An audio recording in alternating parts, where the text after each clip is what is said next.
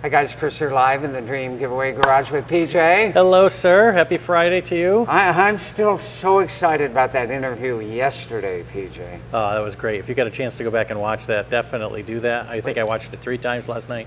It was a great interview with Mr. Don Garlitz, Big Daddy, and you there, Chris, with our user submission questions. So we appreciate everybody taking part in that and making that all come together. And we will try to get more celebrities in the Dream Giveaway Garage because it is our favorite place on earth. And thanks for giving us all that great positive feedback on that interview with Don Garlitz yesterday. You guys rock. Today is Fire It Up Friday. Guess what? There's going to be 4 Fire It Ups today. 4 Fire It Ups. That's right. So 2 folks have sent in their fan Fire It Ups, correct? So we've got Ron and we've got Todd. Yep. So what we're going to do is we're going to run Ron's first. And his vehicle, 2017 Chevrolet SS. And we'll run it first, then I'm going to tell you a little bit about that car, and then we're going to fire up the GT 500. Or are we doing it the other way? No, you got it right. Okay, I got it right. Okay. All right. So, Ron, thank you for your submission. Everybody check out the cool exhaust note on his Chevy SS. Here we go.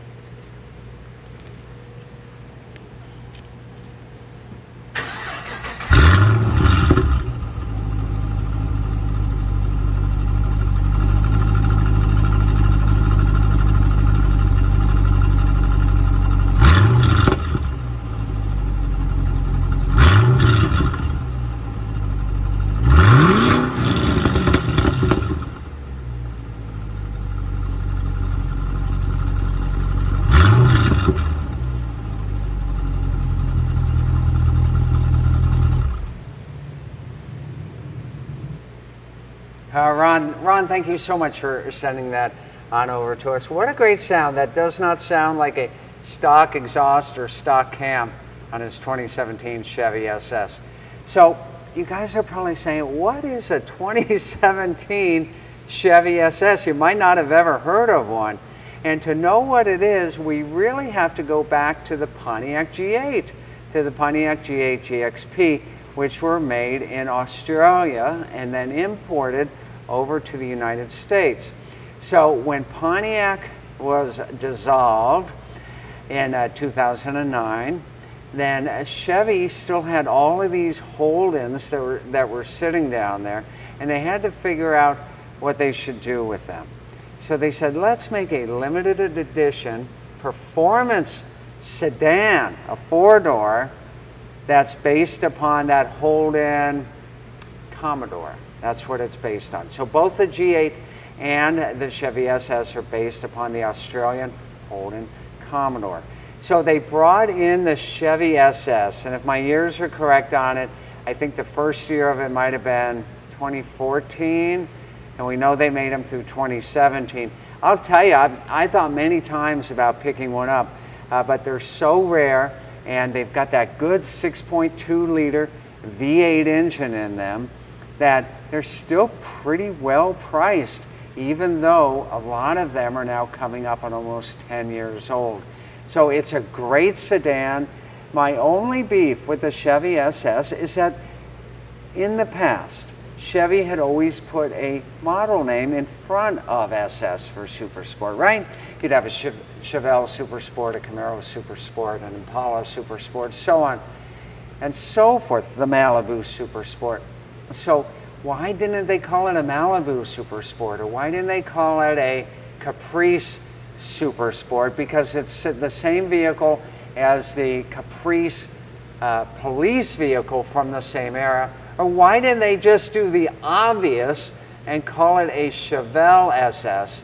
Dodge was already calling the 4-door Charger after the 2-door Charger, so it would have made sense to call it a Chevelle SS, and they probably would have sold 10 times as many if they had called it a Chevelle SS. Now, I get it. You may say, Chevelle's never a 4-door. I get it.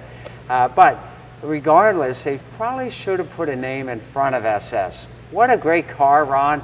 Hope you're taking good care of it, and maybe someday I'll even own a Chevy SS from from the mid-2010s. Cool car. Well, you had a question about the Chevelle. You're saying they would have done it if they put that name on it. Joe says, hey, what happened to that 72 Chevelle? 72 Chevelle. Well, we just found out today that Andre from the great state of Illinois is accepting the prize. He got his paperwork back. So it's here waiting for an awards ceremony.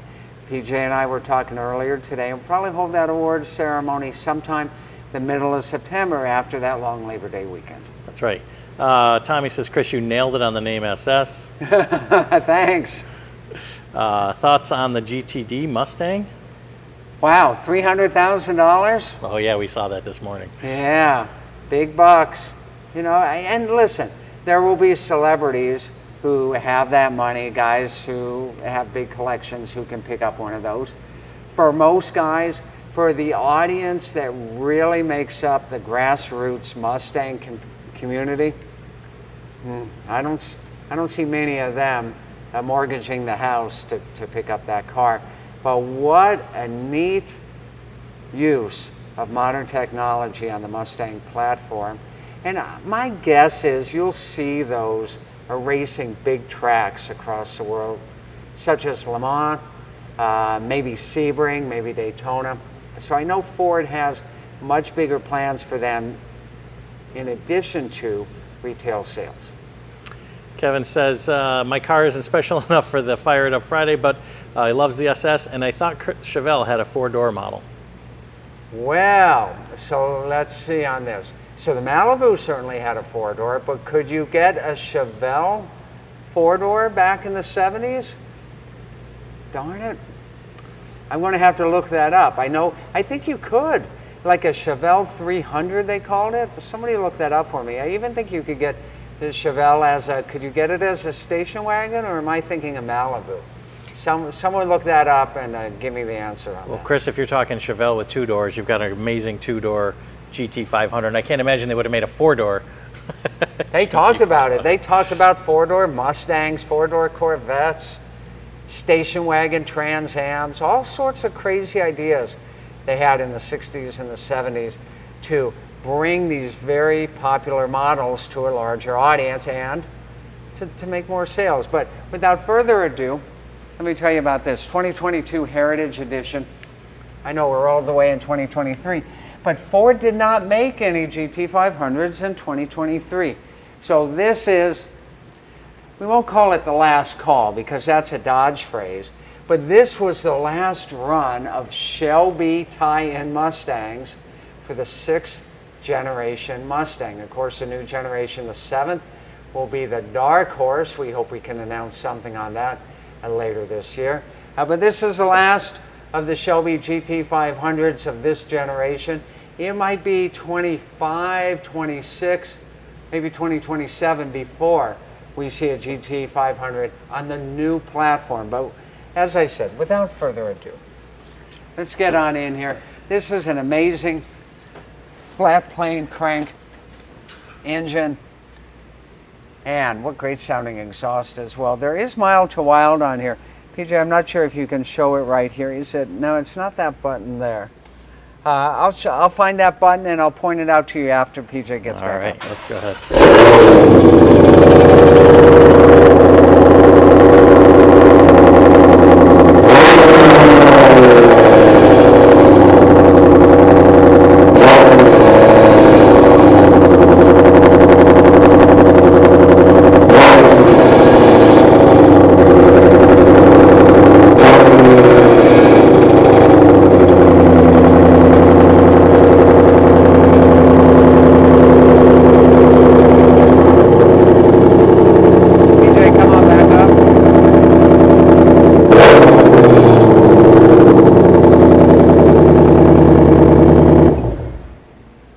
That's loud, Chris.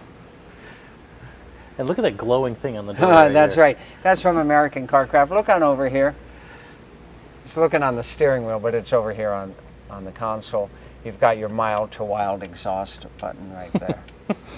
quite the reach. Just it doesn't get that mild, I'll tell you. It goes from wild to wilder is what it does. So there we go on the GT500.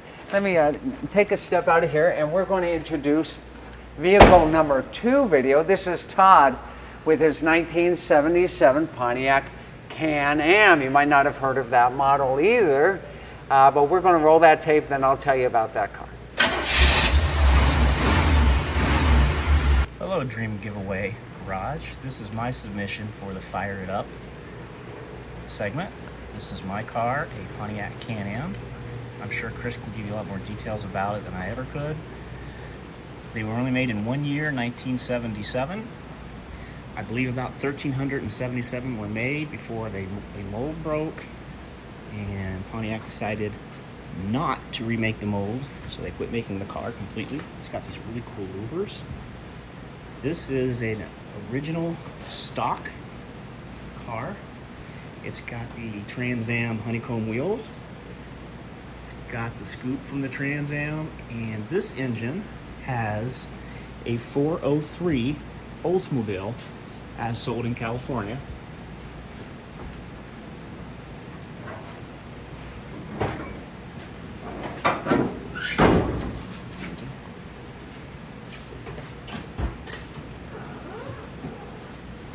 Here so you can hear it. It's pretty quiet because in 77 they had all the things to deter the muscle from the car as well as catalytic converters. It's pretty quiet.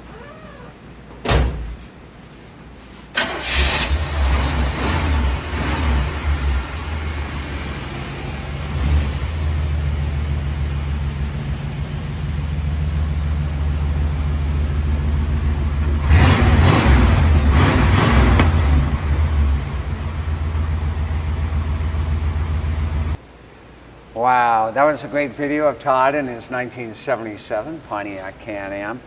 So as I was saying, you may not have heard of that model vehicle before. They were only made 1 year, as Todd mentioned, 1977, and the official number is 1,377.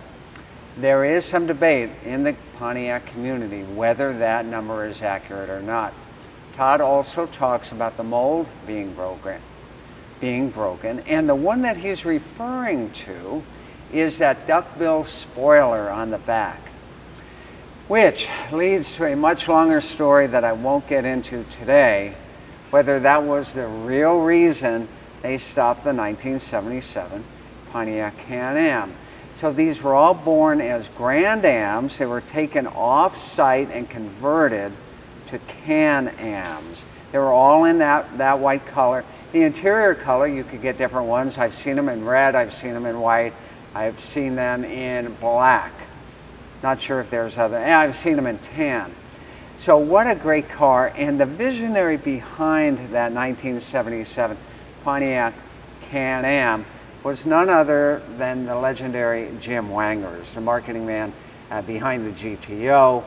And what a great guy. He recently passed earlier this year, and that was really his project.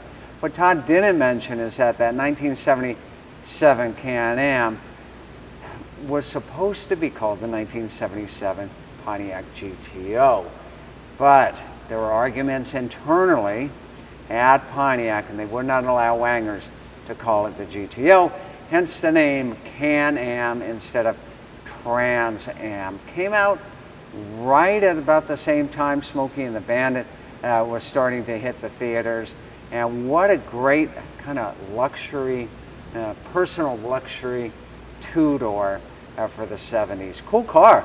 I have not personally owned one, but man, I've seen a bunch of them over the days. So there you go. Todd, thank you so much for sharing that.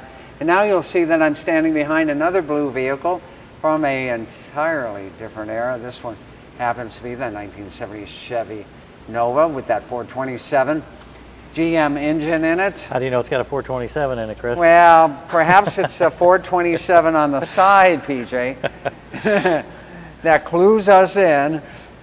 This one, man, what a great sounding car, and absolutely one of my favorite cars in the Dream Giveaway Garage today. And the reason is that it is so original inside. And it's got that nice, comfy bench seat that Grandma loves so much. But it's got that 4-speed in it, and then it's got this really nasty sounding big block. So let's find the correct square GM key here, and let's fire this bad boy. Let me just get on the other side of you, Chris, here. Okay. I'll wait for you, PJ. Yeah, get some more room over here Yep. to get. Go for it. You ready?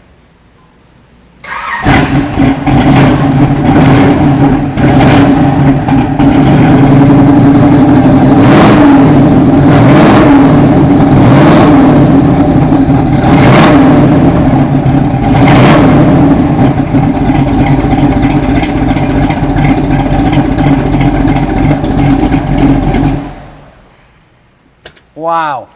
Love that sound. Wow. You think it's louder than the GT500? What do you guys think? I say no. I don't think it is louder. You than think the GT500 is louder? And the first pop. Yeah, absolutely. What a cool car, though. You guys need to show some love for the Nova, because I guarantee you'd love to put this in your garage. Remember, that crate engine is a super expensive GM Performance ZZ427/480, which means 480 horsepower. Bulletproof M22, a rock crusher, 4-speed, Caltrax out back, posi traction. This is a muscle car. It doesn't lead too much in the way of not finding a lot of blind spots, because look how small that little mirror is. You still even have the little lock button. That's there. right, before all the safety stuff that we have today. What a fun car. By the way, I think the mileage on this at 59,000 is accurate. Even that door buzzer works. I don't know if you heard it there. Well, there we go. Remember, make your fan fire it up video and send it to us. PJ, what's that number they can text us? I got it right up on the screen right now, so they can go ahead and jot that down. Okay. And we would love to see your next Fire It Up for Fire It Up Friday. And we'll share it with our audience one of these upcoming Fridays. Remember, Bel Air ended last night. Anybody call you today wanting tickets, PJ? Not yet, actually, so it was pretty good. There you go. Well, guys, let's kick off that weekend early. We'll see you on Monday. Have a great weekend, and we'll see you with more great fun, more great action, more great grand prizes. Only happens here in our favorite place on earth, the Dream Giveaway Garage. See you next time, everyone. Have a great weekend.